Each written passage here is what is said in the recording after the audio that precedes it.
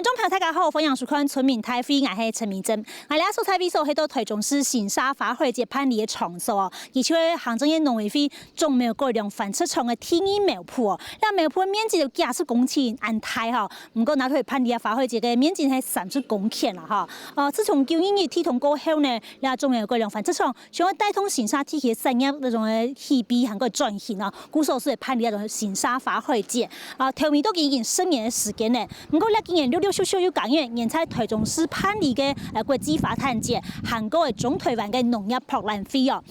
佢那今年來呢也發通攀建大棚，遊客人次呢也增加一批客價吼，從150萬增加到306萬吼，所以咧發展非常非常強。不過咧交通問題呢，一直冇法來解決哈，來好好處理面對。雖然每擺辦理都提出新嘅交通嘅解決方式，但是呢都係造成咗當天交通太大嘅，當多人上來下唔去，或是上唔來也下唔去啦哈，所以咧問題非常嚴重。不過一停定2018年仲係台中市辦理一個世界嘅花卉博覽會，後擺咧國際發展節係曬出新沙發會節咧哈。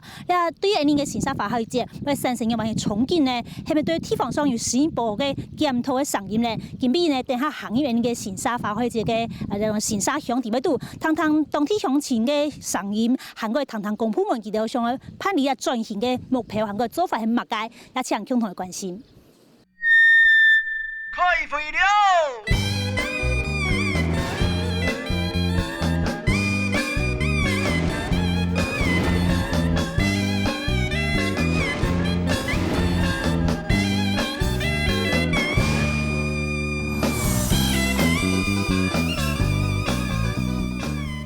以下節目講頭來到係呢新沙協成地吼，也所以呢個花海嘅所在協成地啦，地方嘅知名景吼，面頭前呢可能冇平鄉親所能大家關心呢新沙花海，今年以後未來發展，未來嘅轉型係樣板型吼。馬上歡迎收嘅現場來賓，第一個呢係呢農委會種苗改良繁殖場嘅技術服務室主任林正雄林主任，你好。大家好，大家午安。好，謝謝。在對面收嘅係呢台中市新沙區嘅區長劉孟富劉區長好。大家午安，大家好。大家好，好。在對面收嘅係台中市政府農業局運輸加工科嘅科長李岱娟李科長好。大家午安，大家好。好，謝謝科長。再來係呢新沙菜地鄉親台中市柏浪圳水流域發展協會嘅理事長齊炳賢，齊太哥。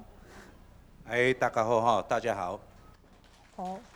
你講到今年係呢個新沙發會節辦理嘅第10年哈，那10年期間呢，人客增加非常非常嘅多吼，都帶了新沙發會節係樣板型嘅興起嘅，韓國嘅呢了興起以後呢，佢哋發展係樣板型嘅，像先聽等新聞記者講頭去了解下，繼續來討論。各式各樣嘅花開嘅當中，有限有遇到布置嘅草建，人潮對打造就唔是停過。呢就係當年11年嘅之間，中埔有名嘅新沙花海。就算我等到天年將翕嘅畢業相片，當到為畢業嘅學生也會來一片翕相。新沙花海今年已經係第10年，當然嘅入園人數弄到增加。另外有人就會傳前，新沙向估計嘅店價減少7折。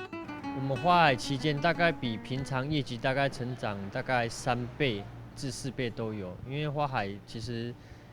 全台灣人各地人都會來新社這邊看花。除了商家賺錢，新沙呢個以農業為主嘅產項，因為當年花海發通嘅期盼，知名度漸漸打開，呢下變做係全國性嘅觀光景點。之前新沙講到新沙，即係無人知啦吼。然後每講新沙同你講，因都講到東西嘅隔壁，吼到了來，嗱講到新沙，大家都知講新沙就花海。新沙就休閒農業，所以講嘛帶動人地方嘅發展，甚至對於新沙境內嘅產業來講，也對傳統嘅農業加入部分嘅休閒觀光產業，也就係講花海同新沙嘅休閒產業發展項要當重要嘅地位。花海還沒舉辦的時候，我們這邊新社其實主要都是務農的，然後或是種香菇的。這幾年慢慢的陸陸續續多了，還蠻多像我們這種景觀式餐廳，或者說一些以新社這邊當地農特產為主的那個餐廳，慢慢就是越來越多這樣子啊。因為花海部分也带动我们这边的经济。经2日大体同了解嘅台中山上，各乡镇拢选择用无强权嘅方式进行重建，甚至係长远发展。新社托相关主管单位嘅规划，用花海嘅方式发展观光，行销菜体农特产品。10年来，当场效果唔满难。好，了10年来呢，其实迄当然都成立嘅11月头嘅，到12月头啊，喺啲30年嘅期间，然后会办理一种新沙发会节，主要嘅主办单位係呢行政院农委会农业嗰种嘅种苗反测改良场哈，农业改良繁殖场这边是主办单位这样子。这10年来呢，其实啊，这是。真的是发展得很好。今年是来到历史新高人次啊，30天有306万人次的游客，这么的多。他们来看什么呢？我们看一下为什么会这么样子哈？因为有将近30公顷的景观区，这么大片的花海，我相信这么大片在台湾应该是绝无仅有了，也只有我们的二苗圃有这样的豪气哈。几十公顷的这个苗圃呢，我们提供出30公顷来办花海，目的就是希望说，在地震后，当初是希望说农业有一个。地震之后有一个会复苏的机会，这样子好。再来看到是它有很棒的这个地理条件，就是说从丰原来它其实也不远，然后靠近东势也是一个很棒的一个这个温带水果之乡，好靠近大坑这台中市的后花园，还有和平这有古关，要去中横的游客都可以来这边走一走看一看。因此呢，新社花海这个部分呢，它就发展得非常的好哦。那我想问一下我们的主任，就是说有预期到今年会306万吗？刚开始办的活动的时候，我们只仅做2天。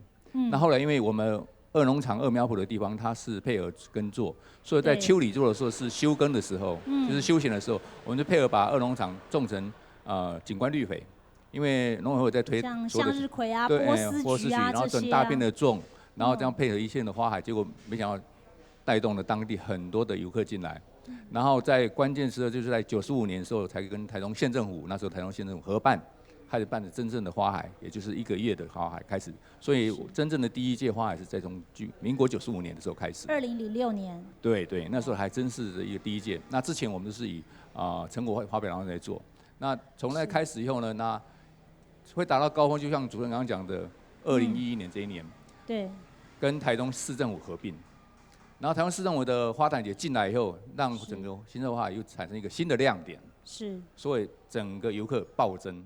刚刚我们的主任讲说，其实是在2010年，也就是民国99年的时候，就是台中县市合并了哈。那隔年呢，其实就是2011年呢，当年由台中市所主办的国际花坛节就并入了这个新社花海节。我们看到，从2011年呢，这旅游人次是150万，一路哇。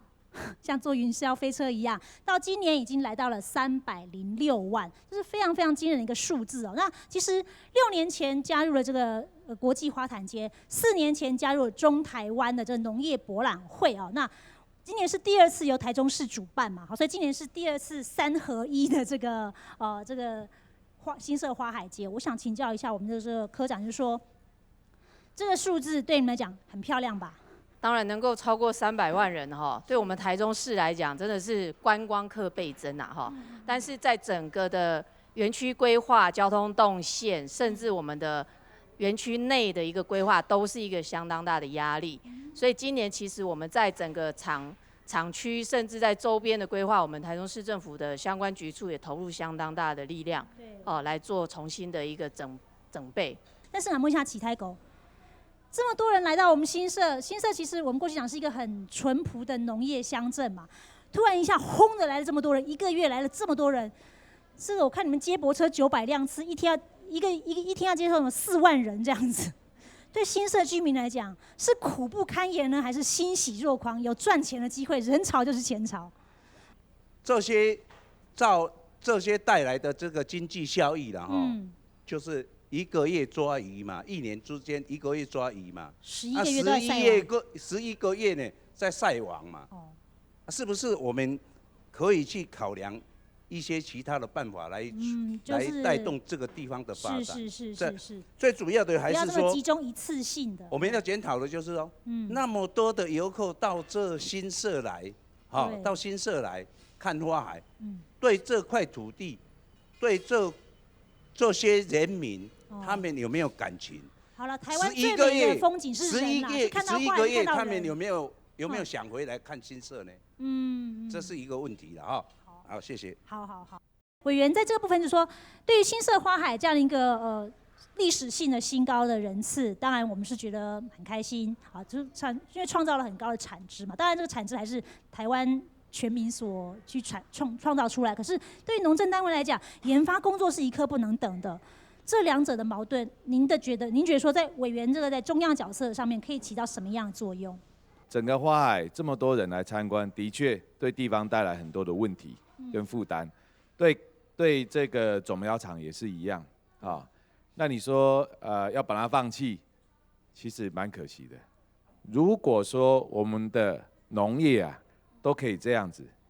那真的那个年轻人来务农就有吸引力了。哇，这个种花啊，种什么可以吸引这么多人来参观，创造这么大的产值啊？那真的这个是一个能够吸引年轻人务农的一个题材。所以我要讲的是说，如果这样子的一个活动可以创造这么高的经济价值，那何不把它做好？然后该投入的人力我们去投入，该改善的设备我们去改善，该改善的这个基础设施我们去改善，让它可以更加的完善啊。那同时也可以创造一些就业的这些人口啊，然后也带动地方的发展，然后也让这一个花海的活动可以不要再有这么多引发地方的抱怨了啊，或甚至是或造成地方上的一个不便。我觉得这是可以解决的，而是说在农政单位这部分去思考说，这样子的一个花海的活动，我们未来的规划上面，如果要投入专门办花海这一组人的话，那用什么方式来做设计？啊，那我相信那一部分的经费提出来的话，只要它能够创造一些产值出来，又能够吸引年轻人回来的话，我觉得立法院没有不通过这个预算的理由啦。对。好，那谢谢委员。那我也知道说，实际上在这1个月的时间内来了300多万人。新社其实是一个狭长的河阶台地，是在大甲河的这个南河街这个部分，所以它是狭长型的。虽然没有说它很平坦哦，所以以前会做来当做蔗苗的养成所嘛，哈，这边来研发这蔗苗，然后分种到全台湾各地的糖厂去这样子。那但是呢，不可否认是它的路很小，它就狭长型，所以一条路进来，一条路出去，所以。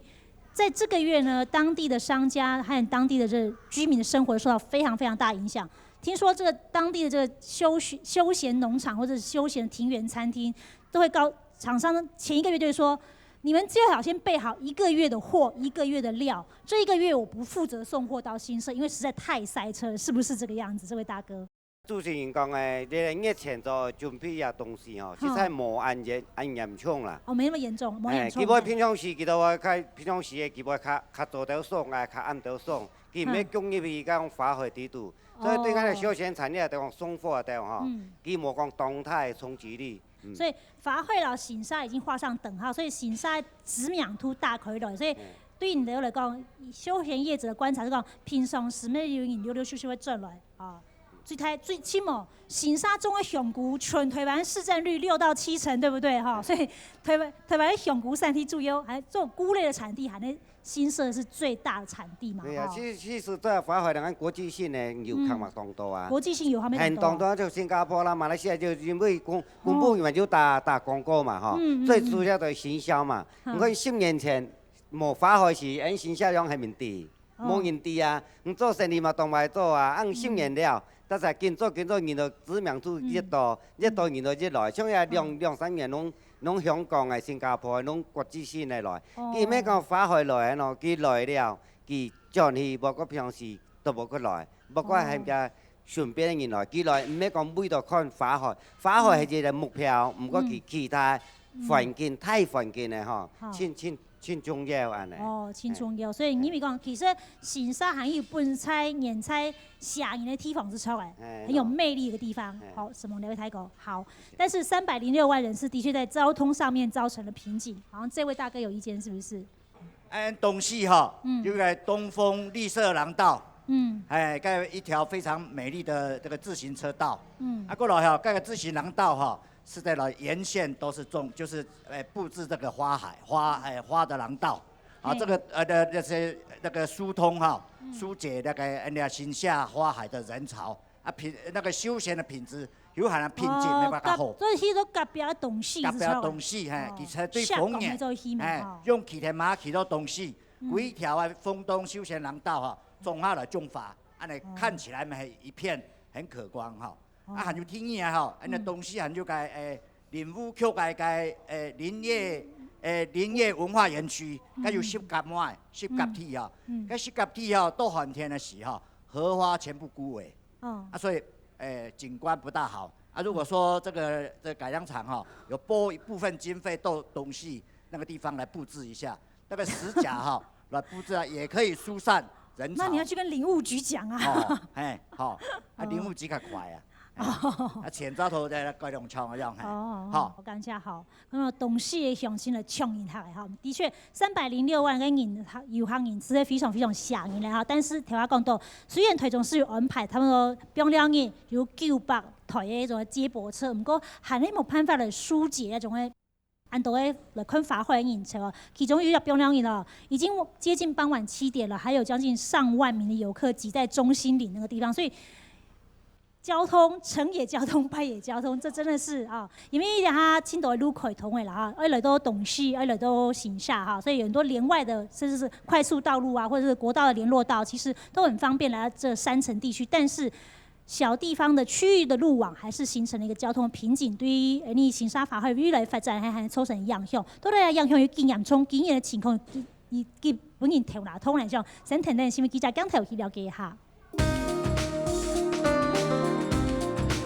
汽车、游览车、公车列条，一台一台嘅驶入新社地区。就算係平常日，和新社花開期間，車還係冇停過。閣較唔是講拄到了日，車車閣較嚴重。新社的进出就只有2条路嘛，就一条是那个往台中从大坑那边出去，那另外一个就是从那个东市这边出去，两边都造成那个大量的车潮都涌进来，所以当地的居民在进出上面就会造成塞车拥挤。尤其到了假日的时候，整个本来就是1分钟的车程，它可能要开个30分钟左右，那造成居民就是很大的一个怨愤。唔單止係花開期間，居民愛參與當地無有交通問題，就連同境內愛進行一道產業發通，也會受到影響。因為新社境內嘅路攏係單線雙向道路，可避車潮出現，交通就當麻煩。菇農，他們有一些那個香菇包要進那個香菇寮，或者是要把香菇廢棄的那個香菇包清運出去，甚至是那個一些香菇，要宅配到外地去，他們原本很快的車程，短暫的這個車程，他們都要全部都先在車陣裡面，所以他們對於花海的人潮擁擠有沒有？他們就覺得很反彈。像我們這邊的那個有一些商家，他們的上游廠商就跟他們在開玩笑在講，到了花海期間有沒有？他們是不送貨的。如果要貨的話，有沒有？請他們在花海期間就要先叫好貨，把貨囤遍。車車當場係當然花海嘅代名詞之一，就連新社山下嘅太康居民也有安尼嘅感受。雖然有接駁車啦，但是這個資訊方面很多遊客都不曉得要到哪邊去乘坐接駁車。再來，可能接駁車的數量是不是有需要再加強一下宣導，或者要強制外地的遊客不要開車直接上去，因為每年花海都塞車塞得蠻嚴重的。雖然相關單位當然攏有討檢討交通問題，甚至也攏規劃一條疏運措施，不過另外透露同新社境內攏嚴重塞車。10年來辦了成功嘅新社花海，相信也應該徹底地提出一套辦法解決交通問題，嘗試居民怪怨，遊客了無歡喜嘅情況見發生。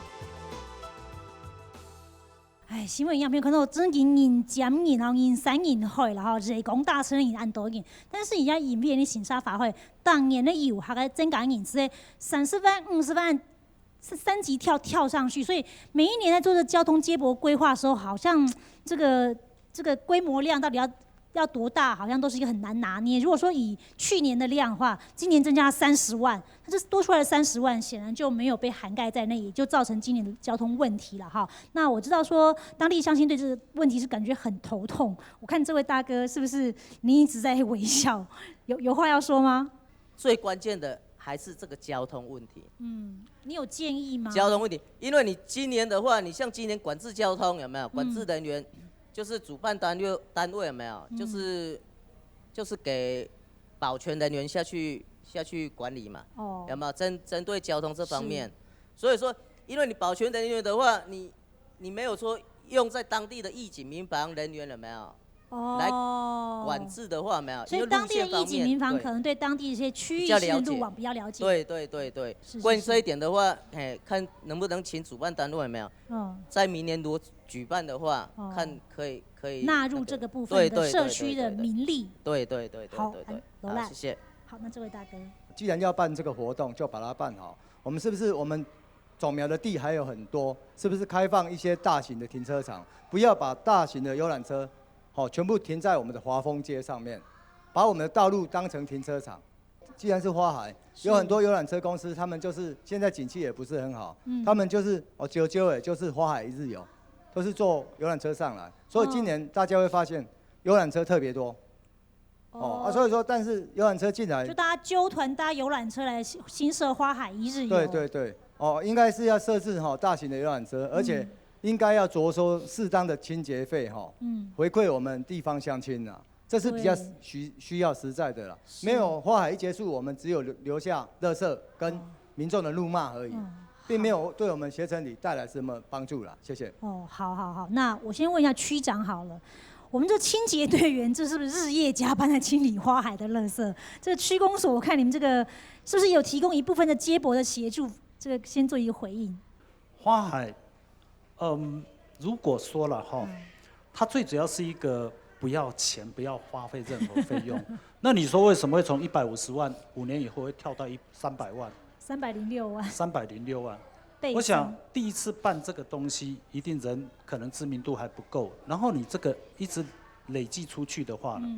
那这个知名度打响了以后呢，那其实我也考虑到蛮多的问题。是。如果我站在我新社区的一个立场来讲，对那306万绝对是正面的。是。那对我的2万5千人的新社当地的居民的话，当然也有正面，也有负面。是。但是有时候呢，来访问我的时候，有时候我说我们新社人心胸不要这个眼光不要太狭隘，我们应该要放远一点。我一直不觉得说一直把它强调在花海这一段时间。那我们对未来的发展，这个我是比较在意的。所以有很多人跟我讲说，包括我们新社这么大的商机都是外地人。其实我可以这样很大胆地说，我办花海不一定要那些摊贩，我也很讨厌那个东西。本来赏花是一个赏心悦目的东西，忽然间你闻到臭豆腐的味道，这个好像到哪里都有这个现象。其实这个只是在方便我们游客的时候你在这个饮食的，尤其民生饮食这一方面，只是在方便他们而已。其实这个可以取消掉了。有时候我第一次到猫空的时候，我下车第一道闻到那个臭豆腐那个味道，其实我说，这么好的地方怎么有这个味道？其实这个就是台湾上的一个文化。好，最多人抱怨是说，这个接驳的问题好，其实台中市今年有设了几个接驳点了比如说有这个丰原火车站，就是大坑的山下太原的这停车场这接驳站，还有这个东势河滨公园有个停车场接驳站，然后新社区公所樱木花道区有个接驳站，还有就是我们中心里的接驳站，所以大概加起来有5个的接驳站，但是好像这个。宣导啦，或者是说，也许可以有行动 APP 告诉大家。虽然今年有空拍花海在官网上面，大家可以看到这个花况，决定要不要来参加，看看新社花海花开的怎么样。这是今年一个创举，但是也许在这个接驳站这个部分，也可以用导入新的科技了但是区域的路网的这个建制，除了地方的这个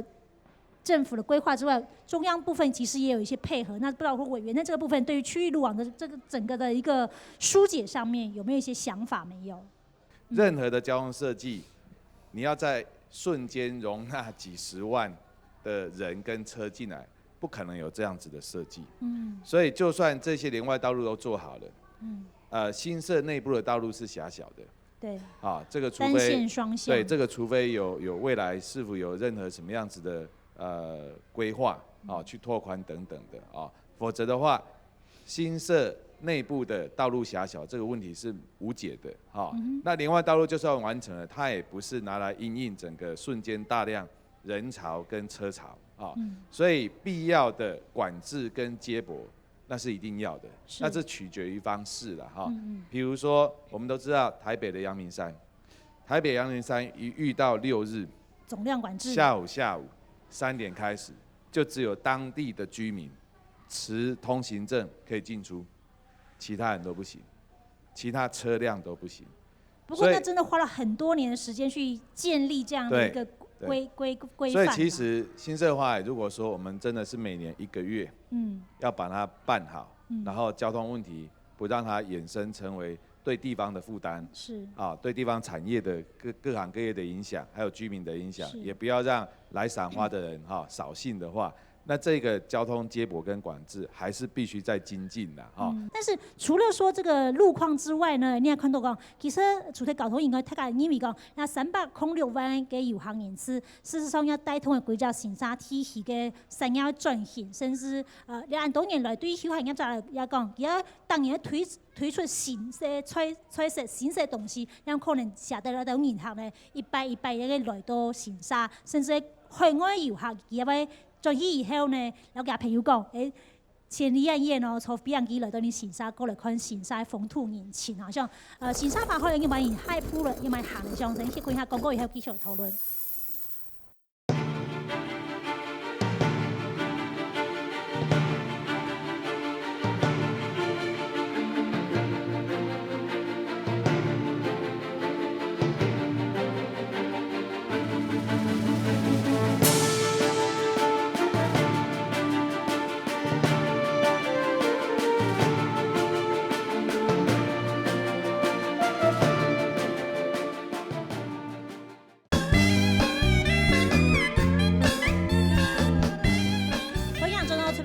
天长今日都係呢新沙新沙發會節呢深年有神咧，仲係遊行人次今年來到歷史新高306萬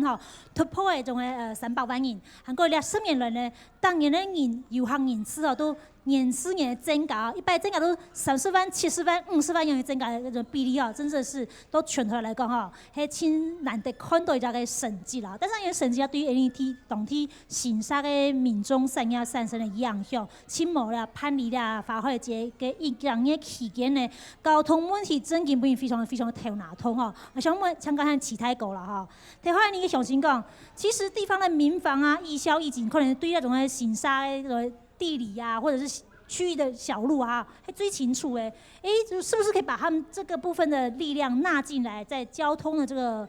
接駁或管制上面也有一些角色，然後來改善這樣一個交通的品質？你還看法係乜嘢？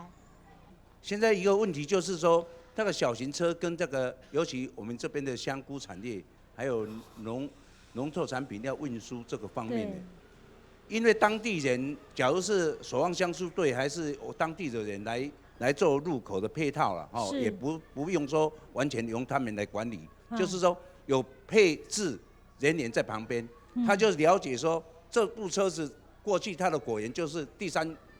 三區就是它的果園的，他就放它過去。就不會造成很多的民怨，因為他繞一圈回來，可能1個小時還不能到他的果園。就先方便當地的居民，他的產業的種作、耕作、經營這些，先方便他們，讓他們可以先去他們工作的地方。這是一個配套而已啦。其實當然是以目前的顧問公司的這個全部顧問公司包去的話，都外地人來管理，其實對這個他們也。對當地沒有熟悉的這個問題而已好，那跟25000位的新社居民比較，這個關係比較深刻了解，就是我們區長了。就是說，這個部分區公所可以居中有一個什麼樣的角色或協調，或者說什麼樣的一個協助嗎？其實我們新社以每年的我們這個交通的規劃，大部分的道路我們都把它規劃成單行道。那有一部分，譬如說是雙行道的話，一邊大概就是接駁車在走。那如果我現在發了一個通行證給江委員好了，一共要進行溝，那你是不是勢必要逆向？那逆向會有造成那個发生交通车祸事故的那个相对的一定是相当会提高，所以这个我们一直都在研究，一直都在考虑说这个当地的居民，如果在不影响的情况之下，如何让他去通行？这个我想，这个如果能够解决的话，那我们当地居民的出入可能也会减少了一些民怨。好，谢谢。我们刚刚看到说，其实新社这几年呢，也因为新社花海带动，它其实这个休闲产业真的非常蓬勃在发展。未来如果新社花海要持续发展的时候，它应该要在哪些部分要兼顾的呢？能够兼容并蓄做到，也许会更好的呢？我想先跟着记者的镜头去了解一下，他分析是什么。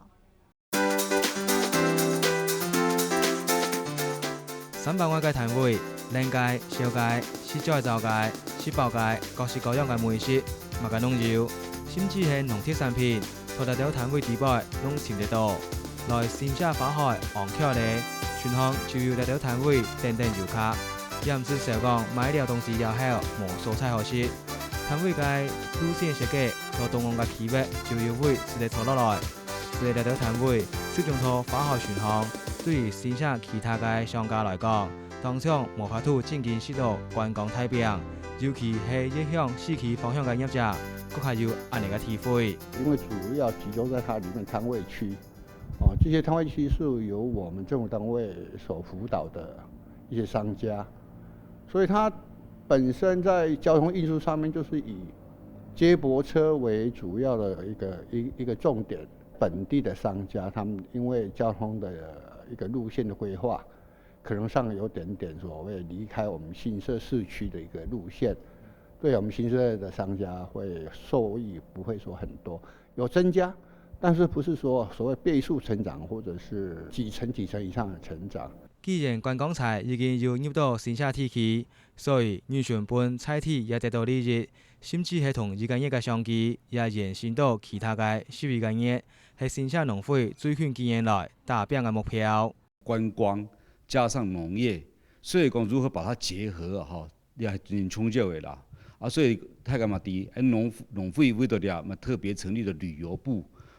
发展套装旅游，所以讲就那个观光加上景点加上文化，把它结合就可新社嘛就懂得文化，那拍人郡，还那球种嘛，三冈老师纪念碑，总要分职场等等所以讲如何团结那观光变成产业，或者那农业变成文化都结合的时候。了嗰本地方再一次的升级的发展啦。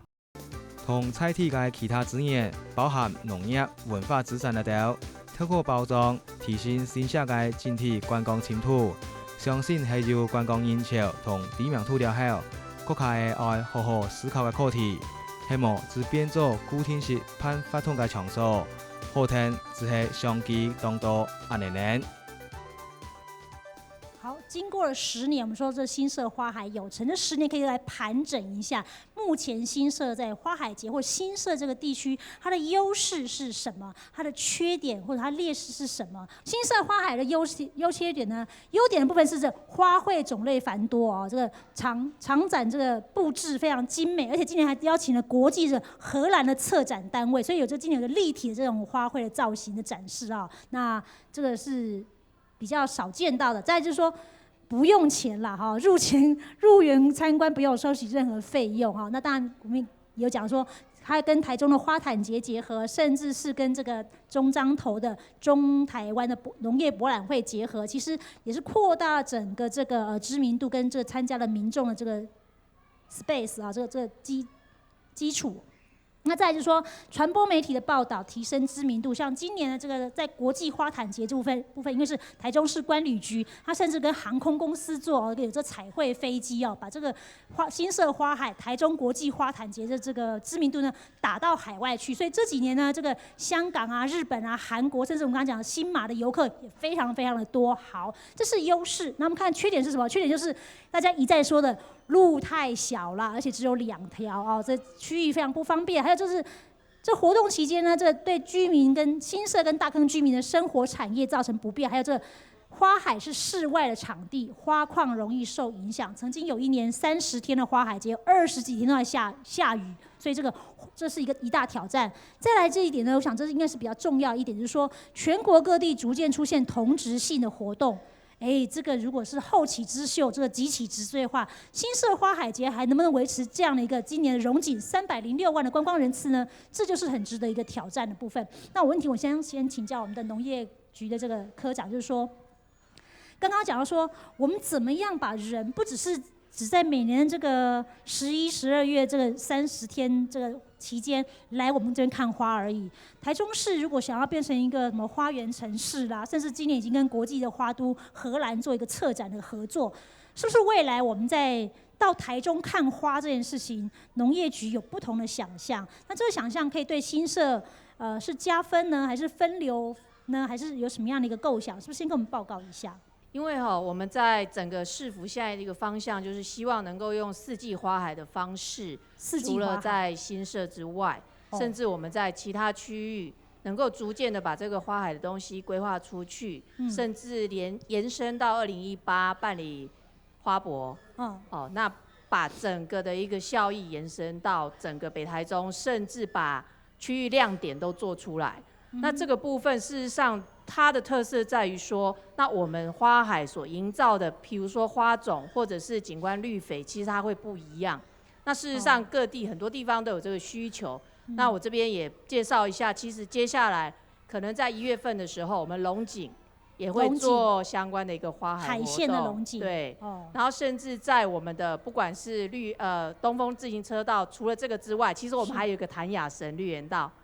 对，那边也会有需求，所以其实上在不同的季节，如果把它的花海做一个不同的一个主题展现的话，事实上在各个区域，它有当地的一个特色出来的话，事实上其实能够分散这个部分的压力。所以季节不一样，花卉的种类也不一样，然后要展现特色跟地方这个连结也是不一样的。对。所以到台中看花这件事情，把饼做大是没有错。然后甚至说，渐渐的把它引到，其实后里也是我们一个很重要的一个花卉产区。四季花海，我不知道说我们相信对于四季花海这样一个农业局的新的方向，有没有什么想法没有？好，这位大哥。4年间开始有这个花海的带动，让我们新社这边忽然间的暴增，打开了亮点。所以说再来到现在来，我们也讲说，因为10年了，我们是不是要思考说我们花海的一个去向？怎么去经营它？是在追求明年到350万吗？所以说，我们可能说面临问题说，我们可能往后的一个新社的发展，我们不是在追求花海的来的人次有多少，我们是要的是说来的是优质的人客有多那个客人优质的客人有多少？说在我们要吸引这些优质客人，我们老是在冲这一个月当中，一个亮点像放烟火，1个月哇结束，我们很明显感受花海一结束，隔天好像人就马上哇。然后就下来了。说在这方面，我们说我们在体验说，我们既然有这个，其实我们新社一个很好的地方，我嘉义人都来这边定居了哈。然后我感觉说这里的气候非常温和，我们所以说我们在这里的有一个优势，你在别的地方办花海，它没有新社这么舒服的气候。这是它是天然条件在。然后说在这里说，我们是不是在办花海这个位置，我们是不是透过中央能够拨移他们在我们的种苗场有一个区块，能让它做个常态性的场馆。整年度游客来到这边，而且我们新社展现一整年度的农作物，或是说样态的一些东西，让游客吸引进来是充足的。因为我们种苗场在这边，我们的花卉的研发，我们的菇类的整年度生产，然后我们的花卉、我们的水果，它是可以去补充整个年度吸引到客人上来的。可是我们就没有办法有一个好的稳定的一个馆去让它固定去展示，只是靠一个花海一个月。好，谢谢。好，那我们知道，其实，在新社这边呢，这个花海活动期间呢，有些场馆因为像农博的，就会有这个导览人员做解说。那可能就是花海纯粹表户外部分，可能这解说的人力会不足。那很多乡亲来这边真的是走马看花，就是看到花而已，没有看到新社最美的风景。这些朴实可爱的新社乡亲，也对于这些新社这些改良场这个农业新知有没有更多一些了解？也有乡亲认为说，在这个解说人力上面，这质的品质的提升上面，要有一些对策出来，是不是？这位大姐。一年度花海投入了数千万的经费，对。然后30天花海结束之后，全部回归零，什么都没有了。那在这个部分，我们就想说思考一下，是不是能够把它办得更有深度、更精致，好，甚至说环保永续好这个方向来思考。1年的花海30天结束之后，我们希望它很多东西能够留下来的，而且1年1年的累积下来，好，不要说10年，那5年之后，可能它就是一个非常可观的一个效果出来。谢谢。好，那我不知道说我们现场乡亲哦，好，这位大哥还有意见？其实交通上面会受影响的，不是只有新社当地居民，包括石冈、东势跟和平。我们出入的时候都经由台三线出入。那么花海有在我们的东势和平公园呢设置接驳区。那么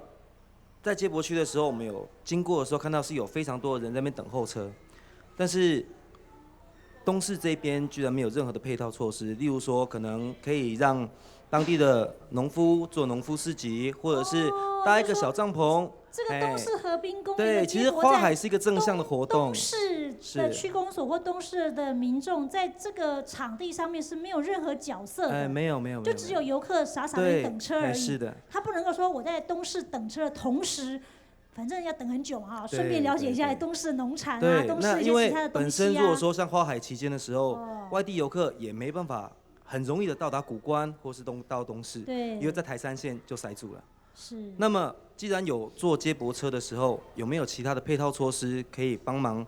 东势去发展？说，我们推广我们自己一下。我们在这个丰原也好啦，新社也好啦，甚至这个大坑这边也好，东势也好，我们都设有接驳站。但是在接驳站这个所在地的这个当地的这个产业啦、文化啦，事实上是消失的。其实如果说就整个区域来发展来讲的话，山城、东势、新社、石冈、和平就是大山城地区。其实要让游客更清楚了解，事实上市政府是可以在这边有一些这些使得上力的地方带回去市政府，这个部分有可能吗？其实不只有周边接驳站的周边啊，事实上我个人也是觉得说，在新社地区借由花博这个名声这么响亮的活动，怎么去结合我们的休闲农业区？因为新社的休闲农业发展，它也有很棒的休闲农业区。那刚刚影片里面也有介绍到，农会它有规划，旅游部有规划游程。事实上，透过这一些的规划搭配花海的行销去露出的时候，其实查询的游客他就会去思考说，那我到新社来，怎么样做游程的安排，而不是集中在花海这一小块地方上面。对，甚至游览车它在规划行程的时候，就会把这些东西纳进去。好了，10年有成，我们10年来盘整。那今天有很多意见都提出来，不知道说在场的乡亲有没有什么样意见？有没有？我们请台上的乡亲一并做解答。如果说需要有中央的这个部分的这个角色的话，我们有请我们这边好像现场有2位这个在这个中央部分可以有这意见的这个传达，甚至是一些决策啊，我们可以来一并做讨论。还没乡亲，好，这位大哥。整个一个花海办这个花海之后，它不只带动新社的一个发展，整个一个山城的，不管到谷关、东势，或是石冈，或是大坑，整个甚至也台中市，整个一个经济的话，在这11月份，很多人都到台中来游玩，所以它也带动一个很大的一个经济了哈。如果办一个活动，它是一个不塞车的情况之下这个活动就不要办了，因为没有人来嘛。像我现在我在溪头那边也要开一家店，我每次礼拜六、礼拜天去溪头，要下来一定都是塞车，塞到高速公路那边。所以一个地方的一个发展，它必须是一个一定有负的一个正面的。就是说，我们花海呢，其实它针对的在我们整个山城地区的居民来讲，我们东势本身其实是他们入京的一个集货地点，或者是民生必需品的一个购买的地点的中心点啦。那这1个月的时间呢，其实我们当地的商家的业绩其实掉了不只是1半以上，不只是1半。您没有受惠啊？完全没有了，因为我们的那个地方呢，他们会因为塞车就不愿意上去谷关了，就会有预期性心理。所以在那个地方就已经被卡掉了，没有人要进来。所以那个时候那段期间，我们东势的有许多的商家干脆关门。对，会变成这样子的影响，而且已经10年。所以你们觉得说是好，是只有好到新社，东势并没有这个隔壁邻居并没有受惠，就对，或许像刚刚那位大姐讲的，就是说，起码新社的居民还有1个月的受惠期间。对。但是我们那个1个月的呢，我们的业绩成长是零甚至是负数的。是。那我想先从徐大哥开始好了，这个。好像千丝万缕10年累积了很多的这个好的成绩，也累积了很多这种好像要清一清、改一改的这个部分了。这个新社花海还要继续办的话，我建议江委员在中央呢，希望这个就是花海这个部分呢，希望不管是农委会也好，还是我们种苗场也好，一定要另外编一个组出来专门做花海的业务，因为不要去拖累到。整个我们国家农业这个研究的这个实力，对，好，谢谢。好，谢谢。好，那个我们从这主办单位农委会这农改场来讲就好。当然，在你们土地上面办任何活动，还是要有你们的这个角色，或者是你们要认可、要点头嘛。所以变成说，今天不管是要区公所拿去办也好，或者说台中市管理局、农业局拿去办也好，势必都还是要。问过或者需要这个农改场这边的这些意见，或者说这个你们要答应这件事情，或者你们要主办，他们来协办，这个你们的角色身份是跑不掉，这个好像很难解。我想这个我要这边特别说明一下，我们二苗圃本身是有在种作物的，所以我们是他真的有在农业生产。对，我们有在做生意，因为我们早期跟随着农业的政策，我们要协助生产大量的种子。要卖给相关的农民，种子玉米之类的。对，所以我们是因为每年固定在春季，所以我们现在每年种一直到本来是7、8月会结束，所以在8、9月以后我们才开始规划整个的运作，才做新社花，并不是我们这农地是平常是空的，不是事实上是有在运作的。那我们因为这个，我想大家也知道，最近农地农用的这个。问题很大，这不是我们同意而已，而且是属于国有财产局，这必须要到中央单位他们去谈这个整个的租用。所以说有常设、馆舍啦，划个区域把它做设施去盖停车场，都不是你们单位能够决定的。对，我没办法决定的事情。好，那区长呢？这个新社花海节，乡亲也都肯定他对新社这个过去在921之前就是一个山城的农业乡镇。到现在变成是一个有国际游客每年都会回流的一个台湾的新的潜力的一个国际的观光点，这当然是一个很大的转变。那您觉得说区公所在这个部分，可以有什么样的方式去说协力我们这个农改场也好，或者说你们起一个带头的火车头作用也好，或者说跟这个市政府这地方政府合作也好，可以怎么样把这件事情可以？您像一个承上启下的润滑剂一样，把它做得更好呢？如果说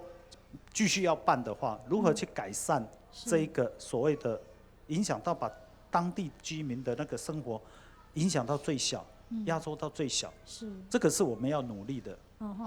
不是说某些人说不办，或是说某些人要停，或是怎么样？是这个有时候呢，我们很难，我这里我都不去做任何一个评论。是那他。讲一个比较自私的，那个林主任在这里的话，我们老同事他一定说雄厚卖班，一定是这样子的。是。好，这个是我们要努力的目标，他能够把整个新社，所以我们不要把很浅显的，不想不话讲新社呢那个土地现在1分地以前是以分在论价，现在是以坪在论价，我嘛在地，我嘛有土地，我嘛就想要把阮迄土地给卖掉。我是怕闹个说是一个败家而已，要不然真的能够有这么好的价格，这个我也想象不到的。所以我们看应该要往远处去看。是。好，就说新社或花海，它究竟要走往一个什么样的方向？而这个方向是可以在地方上让。更多的人可以从这里面去得到一种提升啦，哈，不只是经济上、产值上的提升而已。好，那我不知道说委员这一场很多乡亲的意见提出来，包括台上来宾意见提出来，你有没有什么样的感想没有？或者说，当然有些部分是需要中央的一些配合啦，哈，就是说您的感想或您建议是什么？所以我觉得问题还是回到说，现在既然已经规划这样在办了，那怎么样让刚刚我们所讲的这一些抱怨也好、问题也好、成本也好，还有我们讲的红利也好，让它可以做最有效、最圆满的一个解决跟分配了。这个应该才是新社花海10年给我们的一些省思。可能今天这些问题很多啦，应该把它做很好的盘点之后，然后一一去克服、去解决，让这个花海可以延续下一个10年，而且这个10年是不被抱怨的10年啦，是大家都可以从中得到好处的10年啦。好，谢谢。那李科长，不被抱怨10年，当然新社花海主办单位是农委会的这个种苗改良繁殖场，那农业局。台中市农业局这部分也是有一些一定的角色跟这个地位嘛，不是只有办这中区的这个中台湾农业博览会而已嘛。那我最后帮新社乡亲问一句话，因为新社其实也是一个花卉生产基地，它的文心兰啦，或者说它的这个香水百合啦，哈，其实都是非常优秀、非常品质精良的。在2018年11月3号的台中市主办世界花卉博览会，我们新社在这样一个身为一个花卉生产基地，在台中所主办的世界花卉博览会里面，新社会不会是一个亮点？会不会有它的角色？不可讳言的哈，我们已经在思考，在2018办花博的时候，怎么来跟新社花海做结合。如果新社花海有继续办下去的话，哈，对我们来讲，我们的主展区在后里、丰原、外埔，可是我们整个的规划跟亮点区域不会是这3个，因为2018花博我们所发展的区域是1+2+10+N， 所以事实上以我们来讲，除了这3个主展区之外，怎么透过外埔往西连线到海线区域，透过丰原往东连接到山城。事实上，我们在我们府内的分工上来讲，这个都是我们非常重要的课题。所以其实我们也已经在思考，到时候怎么这2场活动去做串联。那这个部分的话，我们接下来的只要新社花海节还有持续的话，势必它在2018的花卉博览会是会有一个角色的，会有角色的。那我们也不希望这2个活动互相去冲击，我们希望能够做相乘加成的效果。那这个部分我们会努力的来筹办。好，谢谢。今日你来到新沙地方看你家。从无到有的就新沙花卉节，经过10年的期间，咱游客人数从50-60万到780万，到今年来到306万。按到个游客人次，当然迄个当好的成绩，但是地方上怪烟上映啊，叫进来进到，甚至游客因为讲，来到那边。全部在视察哈，旅游品质当中也唔係非常不滿意啦哈。但是都在你新沙花卉節，還繼續攀下去嘛。假使還繼續攀下去嘅時間，還繼續追求量人數嘅成長，也係講你品質嘅提升，也係講其實台中市既然有迄種嘅事務嚟做，就種嘅台灣嘅法院上市啊，台灣嘅法度哈，也總鋪清楚嘅法費嘅生產具體，後面落嚟種嘅法費概念咧。從新沙天天擴散出去哈，到外部到豐原等等，只要唔上到嚟看法是嚟到台中，無論係去外部去豐原，也嚟新沙，像兩年喺分流，然後變做台，又係用嘅台中市政府上嚟到那邊嘅方向啊，像喺地方上嘅鄉親哦，經過10年以後嚟好好嚟思考一下，到底新沙花卉節應該點行，韓國新沙人想應該點產業發展嘅方向，新沙人想應該點生活品質，今日透過嚟從村民台本記者講述線上也本天司機頭前嘅觀眾朋友來了解，歡迎繼續下個禮拜持續收聽村民台，希望大家安住些，努力。